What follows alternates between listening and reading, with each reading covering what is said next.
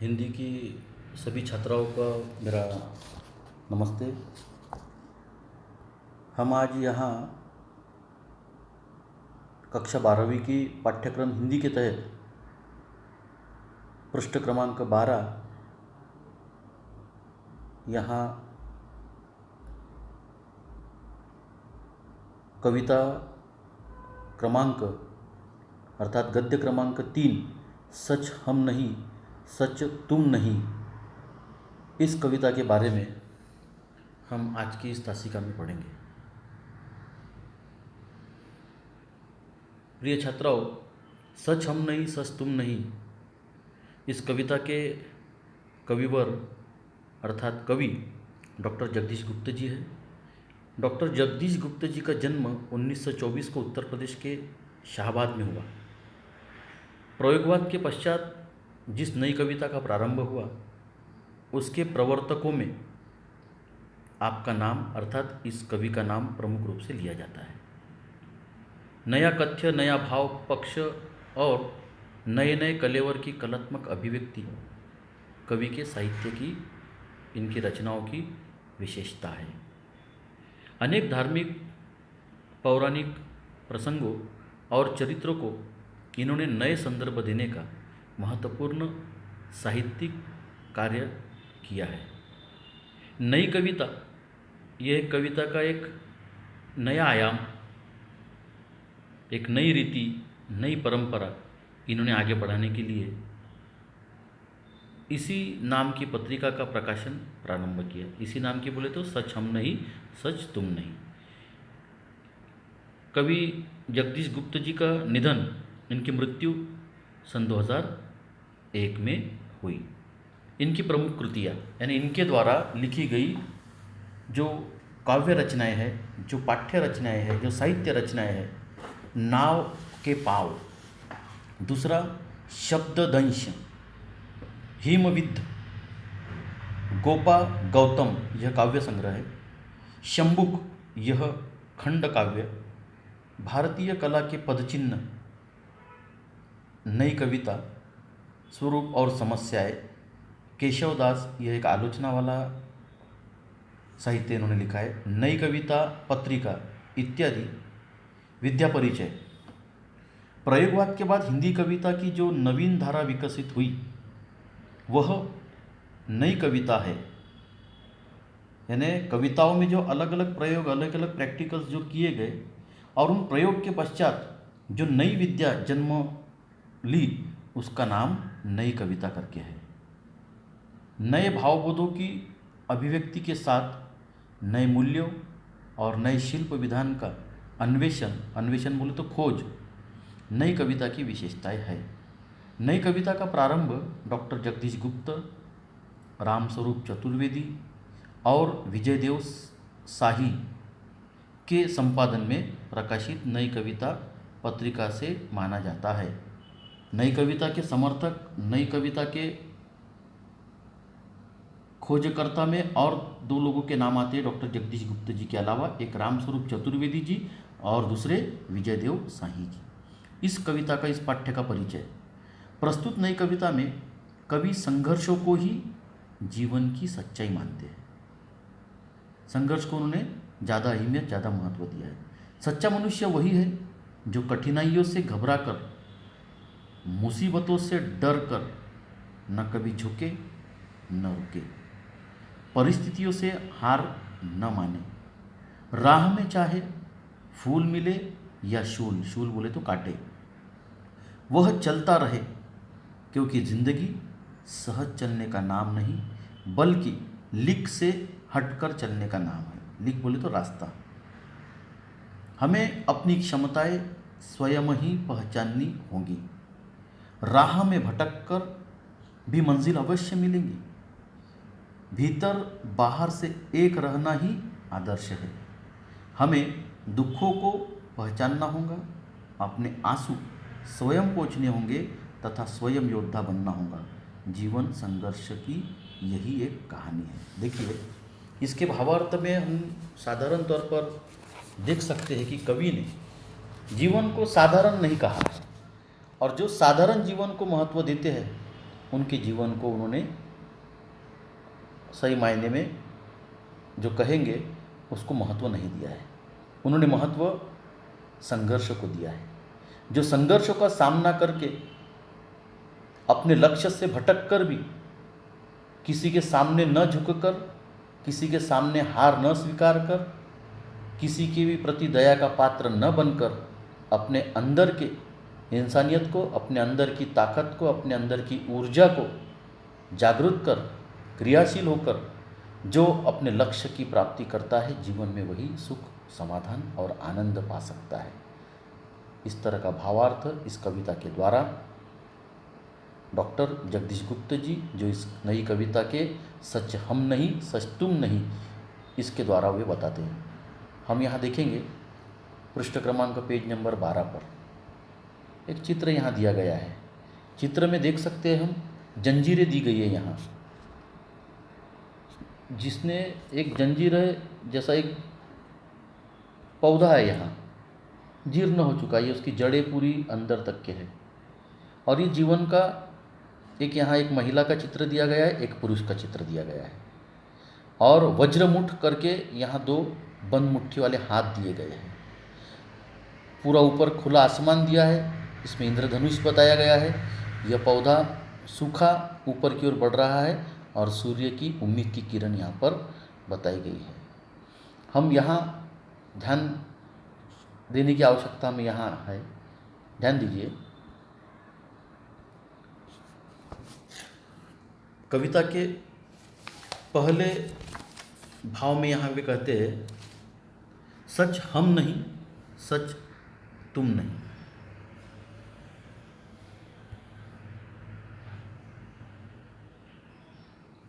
सच हम नहीं सच तुम नहीं, सच है सतत संघर्ष ही।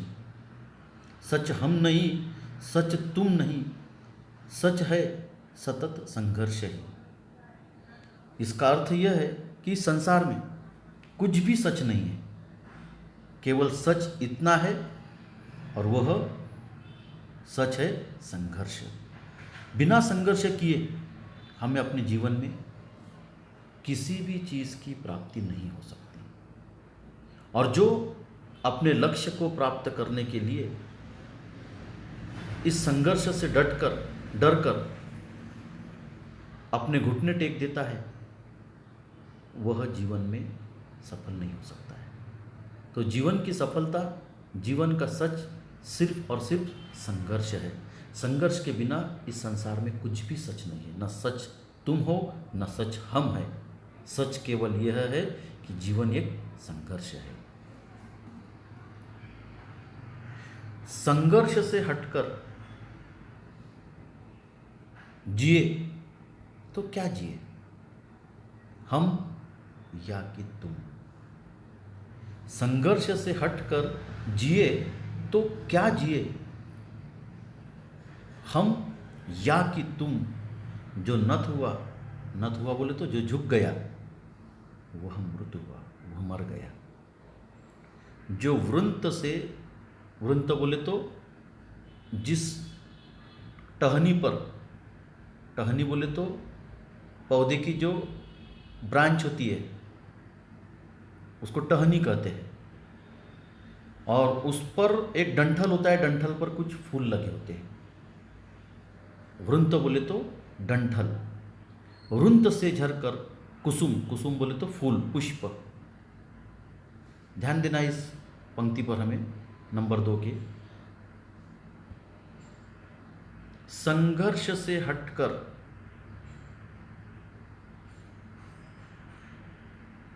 जिए तो क्या जिए, संघर्ष से हटकर जिए तो क्या जिए, हम या कि तुम।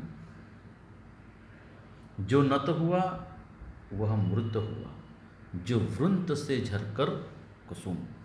इसका आशय यह है कि जो व्यक्ति इन संघर्ष के आगे झुक गया उसका जीवन जीवन नहीं। जीवन डंठल से झरे फूल के समान है। डंठल जो होता है, जिस डंठल पर फूल लगा होता है, उस डंठल के सहारे फूल का अस्तित्व होता है और जीवन उस डंठल से झरे उस फूल के समान है। डंठल से जुदा होकर जैसे फूल मुरझा जाता है और उसका जीवनी या जीवन या उसके जीवन का सफ़र समाप्त हो जाता है, वैसे ही मनुष्य का जीवन भी बिना संघर्ष के अर्थहीन, बिना अर्थ के व्यर्थ और निरर्थक हो जाता है। जो इंसान या जो व्यक्ति मार्ग में गुमराह होकर अपने मार्ग से भटक कर जाने पर भी नहीं रुकता है और निरंतर अपना चलने का, आगे बढ़ने का प्रयत्न जारी रखता है और मुश्किलों की राह को देखकर रुकता नहीं है, हार नहीं मानता, न किसी के आगे झुकता है, वह इंसान मृत्यु को भी जीत लेता है। यही वास्तव में जीवन है। बाकी सब व्यर्थ है, बाकी सब असत्य है, बाकी सब झूठ है। देखिए, यहाँ हमें जो दूसरी पंक्ति दी गई है, इसमें संघर्ष से हटकर जिए तो क्या जिए, हम या कि तुम। जो नत हुआ वह मृत हुआ, जो वृंत से झरकर कुसुम। जो पंथ भूल रुका नहीं, जो हार देख झुका नहीं। जिसने मरण को भी लिया हो जीत, है जीवन वही, सच हम नहीं, सच तुम नहीं। देखिए, इस दूसरी पंक्ति के द्वारा संघर्ष से हटकर जिए तो क्या जिए, हम या कि तुम। जो नत हुआ वह मृत हुआ, जो वृंत से झरकर कुसुम। इस पंक्ति का आशय यहाँ पर हम इस तरह ले सकते हैं, संघर्ष से हटकर जिए तो क्या जिए। जीवन की सच्चाई, जीवन की सत्यता यही है कि न आप सच हो न हम सच है, सच केवल जीवन में संघर्ष है। और जिस तरह डंठल से टूटकर फूल मुरझा जाता है, जीवन भी बिल्कुल उसी के समान होता है।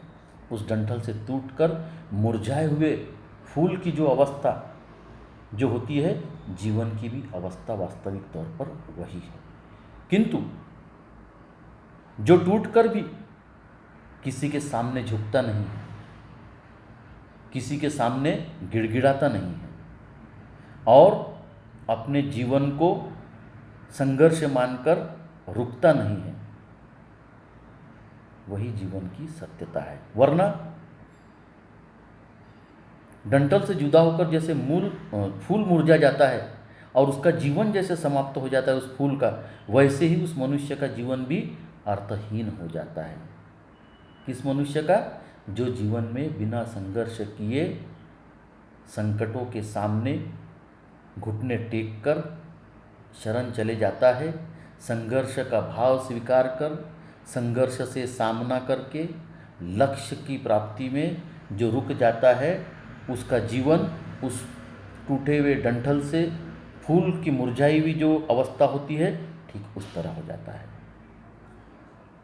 जो पंथ भूल रुका नहीं, जो हार देख झुका नहीं। देखिए, जो इंसान मार्ग में अपने लक्ष्य के प्राप्ति के लिए जो गुमराह हो जाता है, जो राह भटक जाता है, मगर रुकता नहीं है, किंतु प्रयत्न अपने लगातार जारी रखता है और मुश्किलों को देखकर, मुश्किलों के सामने जो हार नहीं मानता, जो मुश्किलों के सामने झुकता नहीं, न किसी से कोई मदद की गुहार लगाता है, वह इंसान मृत्यु को भी जीत लेता है, मृत्यु पर भी विजय पा लेता है। यही वास्तव में जीवन है, शेष बाकी सब असत्य है। जिंदगी में, जीवन में सच क्या है कि जो व्यक्ति राह भटक कर, मार्ग से भटक कर लक्ष्य प्राप्त करने के लिए रास्ते में आधे में कभी रुकता नहीं है, जो सभी बाधाओं को, सभी संघर्षों को परास्त करता हुआ, हराता हुआ, किसी के सामने न झुककर, किसी के सामने मदद की फरियाद न कर, अपने लक्ष्य को संघर्ष के साथ में सामना करता हुआ आगे बढ़ता है, वही जीवन में जीत जाता है, वही जीवन में विजय पाता है। और वास्तव में जीवन यही है, बाकी सब असत्य है। जिसने मरण को भी लिया हो जीत, है जीवन वही, सच हम नहीं, सच तुम नहीं। देखिए, हमें जीवन में ऐसे कार्य करना चाहिए कि जीवन में कभी हम रुके नहीं, जीवन में हमारे कार्य को कभी ब्रेक न लगे, ठहराव ना आए। सतत कठिनाइयों से जूझते हुए आगे और आगे ही हमें बढ़ते रहना चाहिए। जीवन में कई चुनौतियाँ आएंगी, जीवन में कई संघर्ष और कई बाधाएं आएंगी। हमें उन संघर्षों को स्वीकार के हमें आगे बढ़ना है। चुनौतियों या अगर हमारे हिस्से में आती है तो हमने रोते नहीं बैठना चाहिए, उसे चुपचाप स्वीकार कर संघर्ष हमारा उस चुनौतियों से निपटने का निरंतर जारी रखना चाहिए। जीवन की हर स्थिति में हमें अस्थिर नहीं होना चाहिए, बल्कि स्थिर रहना चाहिए। हमारा मनोबल कम नहीं होने देना चाहिए, हमारा मानसिक संतुलन कभी खोना नहीं चाहिए, स्थिर रहना चाहिए। राह में हमें फूल मिले या शूल, बस चलते रहना चाहिए। रास्ते में कभी फूल मिलेंगे या कभी कांटे मिलेंगे। फूल मिले तो उन्माद नहीं करना चाहिए, और कांटे मिले तो हमने हार नहीं जाना चाहिए, निराश नहीं होना चाहिए। जीवन में बस और बस अपने लक्ष्य की ओर बढ़ते रहना चाहिए, आगे जाते रहना चाहिए। मन से कभी हमने हार नहीं माननी चाहिए। जो मन से हार गया वो कभी जीत नहीं पा सकता। यही यौवन का संदेश है। यौवन बोले तो युवावस्था, यूथनेस, तारुण्य जिसको हम कहते हैं। तो इस तरह से यह पहले पंक्ति का आशय हम यहाँ पूरा कर रहे हैं। आगे बढ़ेंगे।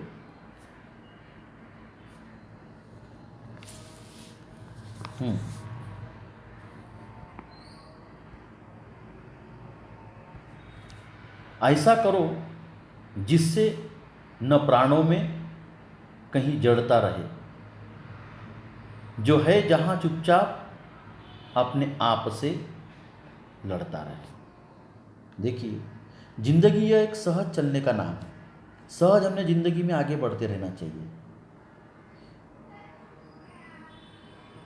और जोड़ने का काम करना चाहिए, तोड़ने का नहीं। जिंदगी में जो भी सुख आए, दुख आए,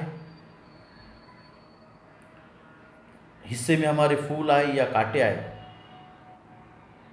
चुपचाप उसे स्वीकार कर हमें बस आगे बढ़ते रहना चाहिए। यदि फूल आए तो बस उसका उन्माद करके, उसकी अति करके हमने किसी का दिल नहीं दुखाना चाहिए, किसी पर ज्यादती नहीं करना चाहिए।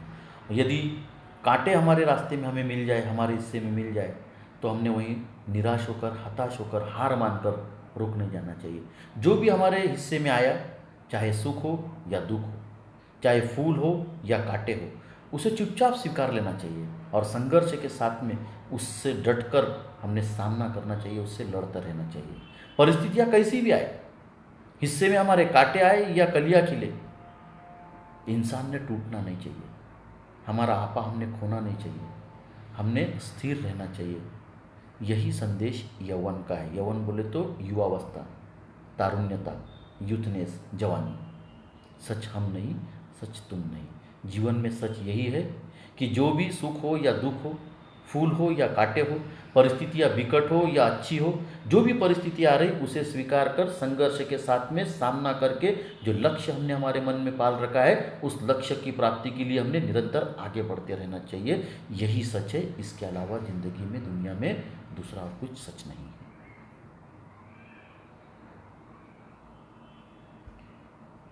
हमने रचा, आओ हम ही अब तोड़ दे इस प्यार को। देखिए, हमने रचा, आओ हम ही अब तोड़ दे इस प्यार को। यह क्या मिलन, मिलना वही जो मोड़ दे मझधार को। देखिए बड़ी अच्छी बात इस पंक्ति के द्वारा कविवर ने यहाँ हमारे समक्ष रखी है। वे कहते हमने रचा, आओ हम ही अब तोड़ दे इस प्यार को।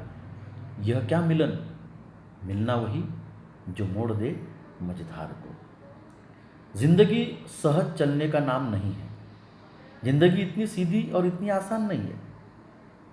हमारे बनाए हुए रिश्ते हम तोड़ दे या मिटा दे, इसमें नया कुछ भी नहीं है। मिलन तो ऐसा होना चाहिए कि जीवन धारा को एक नया मोड़ हम दे सके। मिलन कैसा होना चाहिए कि जीवन की बहती धारा को हम नया मोड़ दे सकें। बहते हुए धार में हम बैठ जाए और बह जाए, यह जीवन नहीं है। वो तो बहुत आसान काम है, बहते धार में बह जाना। मगर बहती धार को योग्य दिशा देकर उस धार का रुख बदलकर अपने लक्ष्य तक के पहुंचाना, यह जीवन का नया मोड़ है। जो साथ चले, जो साथ फूलों के चले, जो ढाल पाते ही ढले। यह जिंदगी क्या, जिंदगी जो सिर्फ पानी सी बही, सच हम नहीं सच तुम नहीं। देखिए कविवर यहाँ कहते हैं कि फूलों के साथ चलना, फूलों के साथ, फूल बोले तो खुशियाँ, सुख, और ढलान की तरफ पानी की तरह बहना, यह तो एक साधारण जिंदगी है। उतार है जहाँ से बहाव है, उस बहाव में बह जाना बहुत आसान काम है। मगर उस बहाव के रुख को नया मोड़ देकर, बहाव के उल्टा बहकर, हमें जो अभिप्रेत, हमें जो अपेक्षित लक्ष्य है, उस लक्ष्य की प्राप्ति के लिए आगे बढ़ना, यह सच है। सच हम नहीं सच तुम नहीं, सच यह है। इसीलिए कवि यहाँ कहते हैं कि साधारण जिंदगी, सहज जिंदगी भी क्या जिंदगी है। जिंदगी में, दुनिया में हम आए साधारण मनुष्य की तरह जीकर चले गए और मर गए। मरने के बाद में न बाजू वाले को पता है, न रिश्तेदारों को पता है, न मित्रों को पता है कि भाई फलाना फलाना व्यक्ति कब जन्मा, उसका कार्य क्या था, उसका अस्तित्व क्या था, उसका वजूद क्या था। इसकी अगर कोई चर्चा नहीं हो रही है तो वो जीवन जीकर कोई फायदा नहीं। वो जिंदगी क्या फायदे की कि जिसकी चर्चा न की जाए, जिसकी मिसाल न दी जाए। तो साधारण और सहज जिंदगी भी ये जिंदगी नहीं है। जिंदगी तो लीक से हटकर, लीक से हटकर बोले तो रास्ते से हटकर, लक्ष्य से हटकर, मार्ग से हटकर, कुछ नया करने की जोखिम स्वीकार कर जो आगे बढ़ता है, वह सच है, वह सच्चाई है।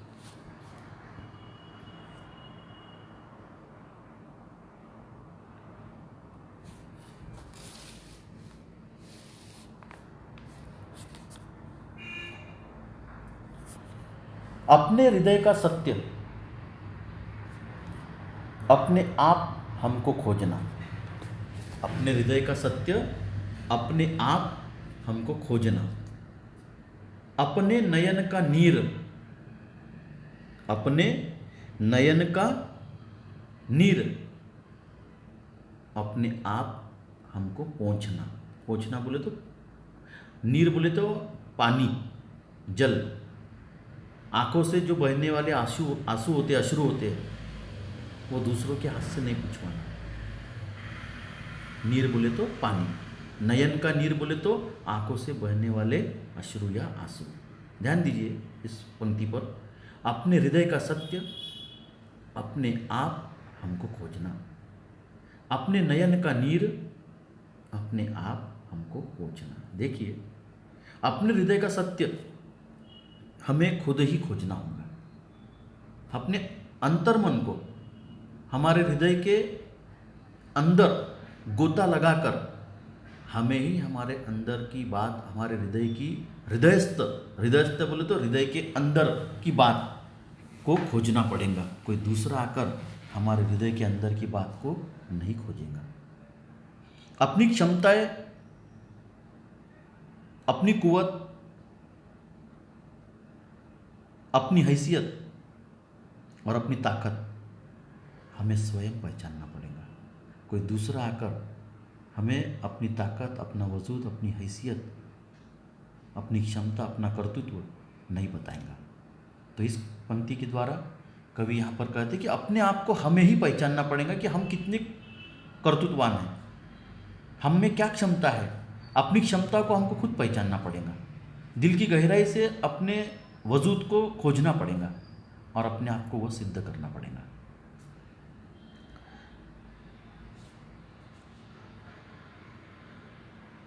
अपने नयन का नीर अपने आप हमको पोंछना।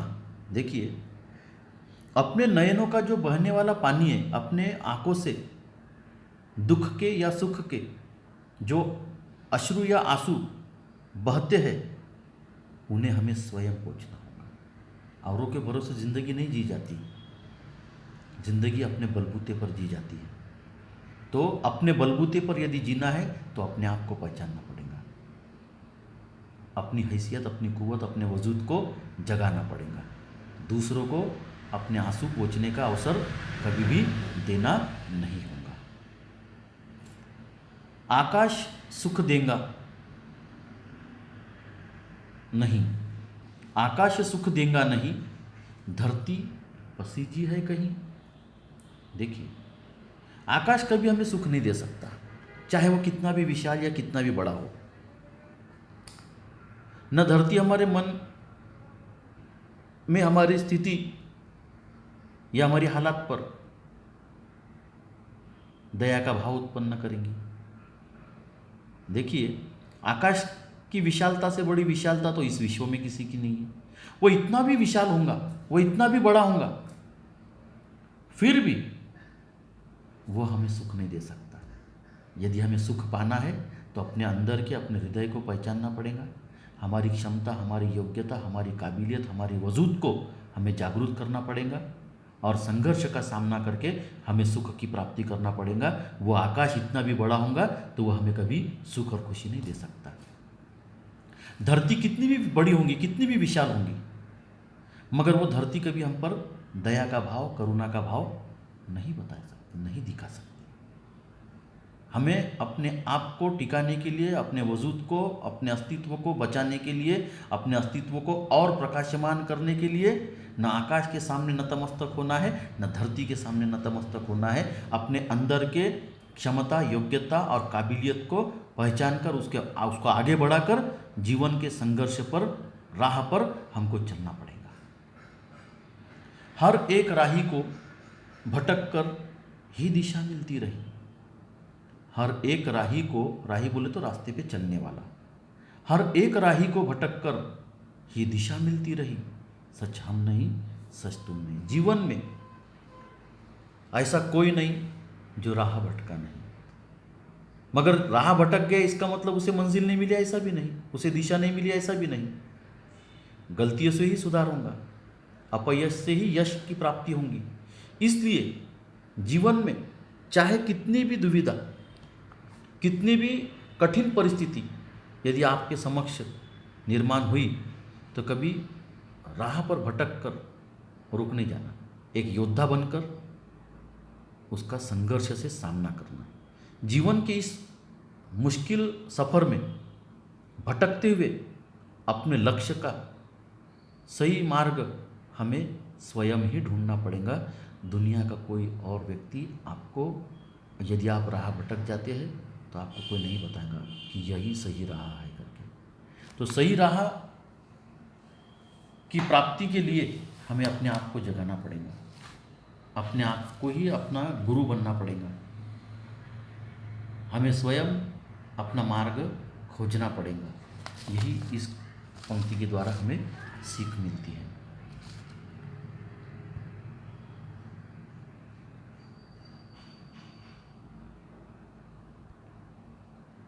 अंतिम पंक्ति, बेकार है मुस्कान से ढकना हृदय की खिन्नता। देखिए,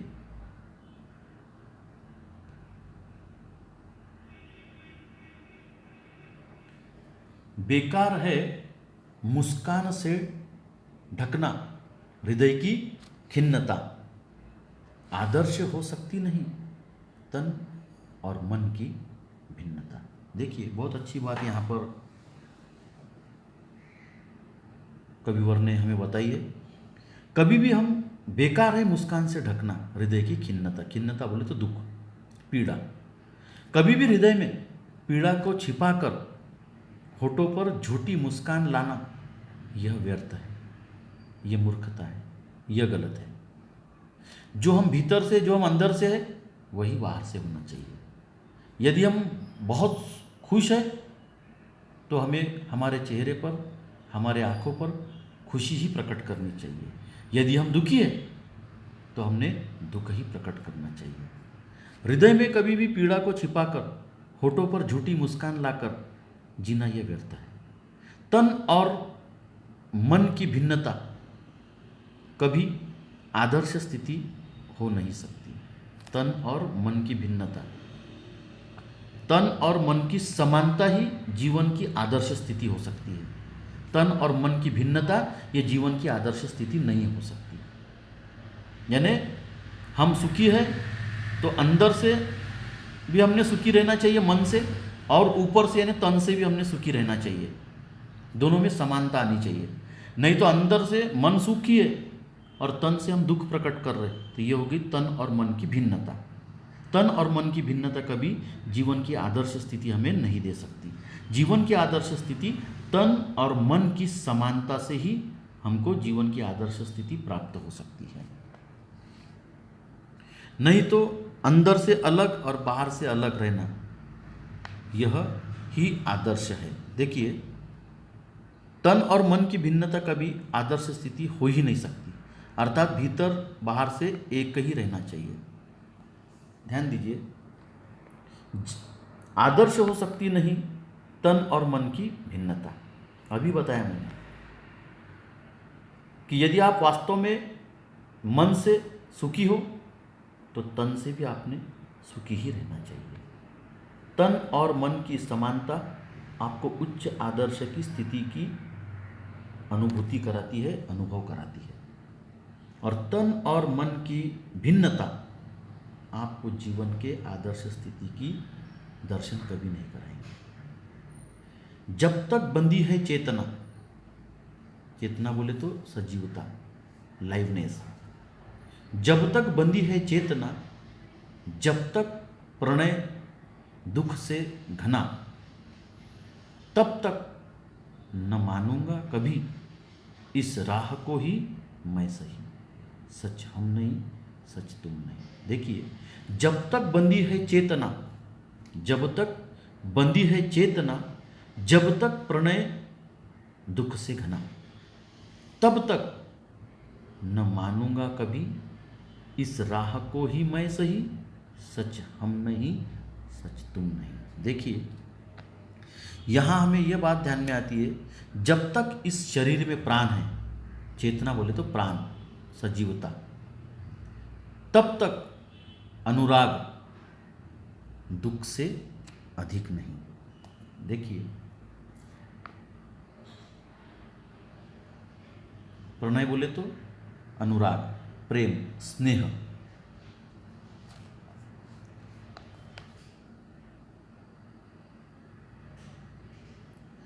तब तक अपनी राह को सही राह कभी नहीं मानना चाहिए, क्योंकि जहाँ संघर्ष नहीं वहाँ जीवन की सच्चाई कभी नहीं हो सकती। देखिए, जीवन में सुख दुख,